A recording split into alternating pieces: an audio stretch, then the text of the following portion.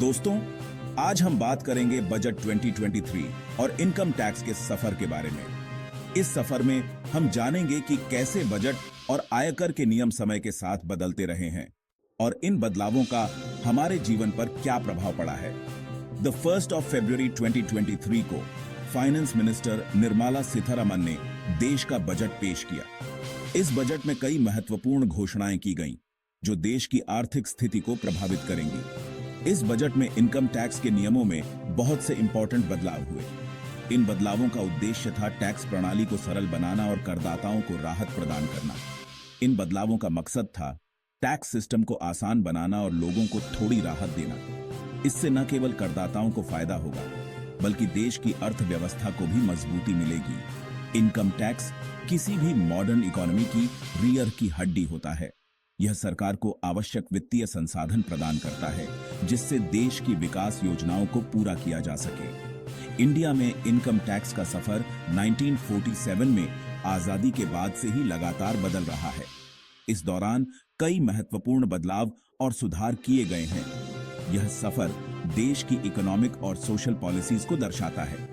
इन नीतियों ने टैक्स प्रणाली को प्रभावित किया है और इसे समय के साथ विकसित किया है। आज हम 1947 से लेकर 2024 तक इंडियन इनकम टैक्स सिस्टम के सफर को एक्सप्लोर करेंगे। इस दौरान हम देखेंगे कि कैसे टैक्स प्रणाली में बदलाव आए हैं और इनका समाज पर क्या प्रभाव पड़ा है। हम देखेंगे कि कैसे समय के साथ इनकम टैक्स स्लैब्स, रेट्स और रूल्स बदले हैं। इन बदलावों ने करदाताओं के जीवन को कैसे प्रभावित किया है, यह भी जानेंगे। साथ ही हम मैरिड और अनमैरिड टैक्स पेयर्स के लिए अलग अलग इनकम टैक्स सिस्टम पर भी बात करेंगे। इन दोनों के लिए टैक्स नियमों में क्या अंतर है, यह समझना महत्वपूर्ण है। आखिर में हम इनकम टैक्स से जुड़े कुछ इंटरेस्टिंग और इंपॉर्टेंट फैक्ट्स भी जानेंगे। ये तथ्य न केवल जानकारीपूर्ण होंगे, बल्कि आपको टैक्स प्रणाली के बारे में और अधिक समझने में मदद करेंगे। आजादी के बाद का साल 1947 का पहला बजट। यह बजट एक नए युग की शुरुआत का प्रतीक था। इंडिया की आजादी के बाद पहला budget the 26th of November 1947 को पेश किया गया था। यह दिन भारतीय इतिहास में एक महत्वपूर्ण मील का पत्थर बन गया। उस समय के finance minister R K. Shanmukham Chetty ने यह हिस्टोरिक बजट पेश किया था। चेट्टी का यह कदम देश की आर्थिक दिशा तय करने वाला था। इस बजट में इनकम टैक्स की सीमा Rs. 100 थी, जो उस समय बहुत बड़ी रकम मानी जाती थी। यह सीमा आम जनता के लिए राहत का काम करती थी। इसका मतलब था कि Rs. 500 से कम सालाना कमाई वालों को कोई इनकम टैक्स नहीं देना पड़ता था। यह निर्णय गरीब और मध्यम वर्ग के लिए बहुत महत्वपूर्ण था। यह याद रखना जरूरी है कि उस समय इंडिया एक नया आजाद हुआ देश था, जो बहुत सी आर्थिक और सामाजिक चुनौतियों से जूझ रहा था। देश को आर्थिक स्थिरता की सख्त जरूरत थी। इनकम टैक्स सिस्टम का मकसद था गवर्नमेंट के लिए पैसे इकट्ठा करना और देश को दोबारा बनाने में मदद करना। यह एक महत्वपूर्ण कदम था जो देश की प्रगति के लिए आवश्यक था।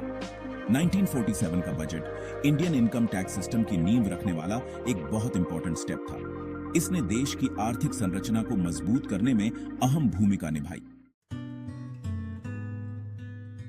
अलग अलग इनकम टैक्स सिस्टम, शादी का महत्व।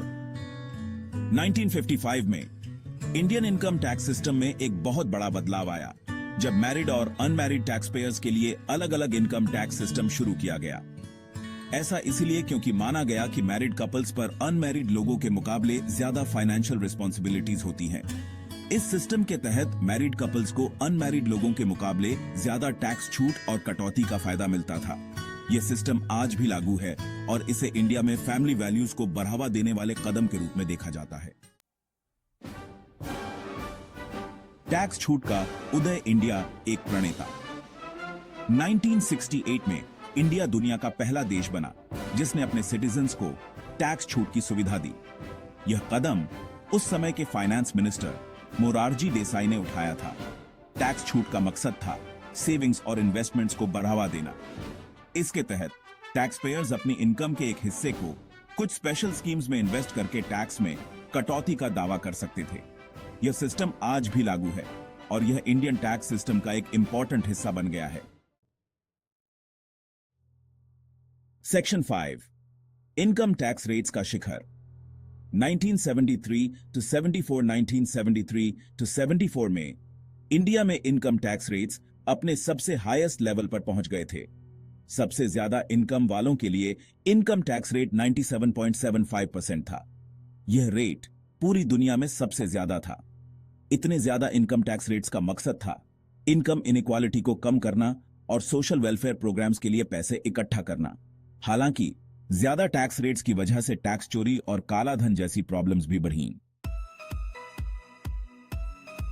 सेक्शन 6 उदारीकरण और उसके बाद बदलता परिदृश्य। 1991 में इंडिया ने इकोनॉमिक लिबरलाइजेशन की पॉलिसी अपनाई। इसके तहत इकोनॉमी को खोला गया और प्राइवेट सेक्टर को बढ़ावा दिया गया। उदारीकरण के बाद इनकम टैक्स सिस्टम में भी बहुत से बदलाव हुए। टैक्स रेट्स को कम किया गया और टैक्स सिस्टम को आसान बनाया गया।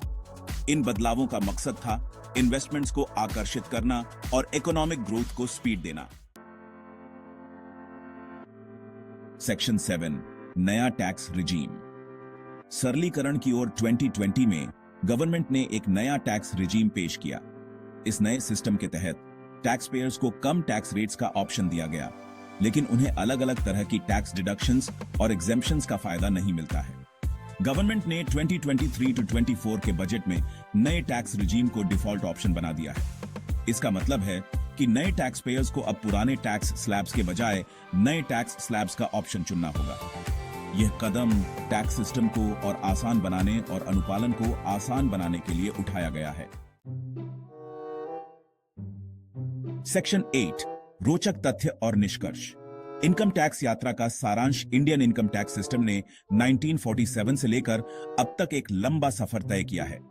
आजादी के बाद से इस प्रणाली ने कई बदलाव देखे हैं और यह समय के साथ और अधिक परिपक्व होती गई है।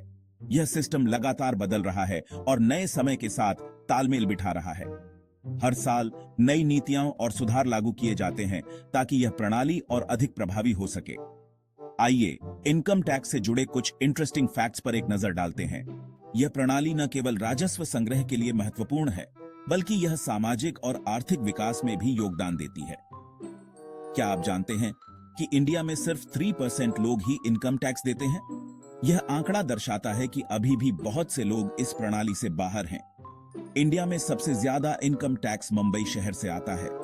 यह शहर देश की आर्थिक राजधानी है और यहाँ के लोग सबसे अधिक कर का भुगतान करते हैं। Income tax department finance ministry के अंडर आता है। यह विभाग कर संग्रहण और नीतियों के कार्यान्वयन के लिए जिम्मेदार है। आज इंडियन इनकम टैक्स सिस्टम देश के विकास के लिए पैसे इकट्ठा करने में बहुत इंपॉर्टेंट रोल निभाता है। यह प्रणाली देश की आर्थिक स्थिरता और विकास के लिए आवश्यक संसाधन प्रदान करती है। हमें उम्मीद है कि यह वीडियो आपको इंडियन इनकम टैक्स सिस्टम के सफर की एक झलक दिखाने में कामयाब रहा होगा। इस प्रणाली के महत्व को समझना और इसके विकास को जानना हमारे लिए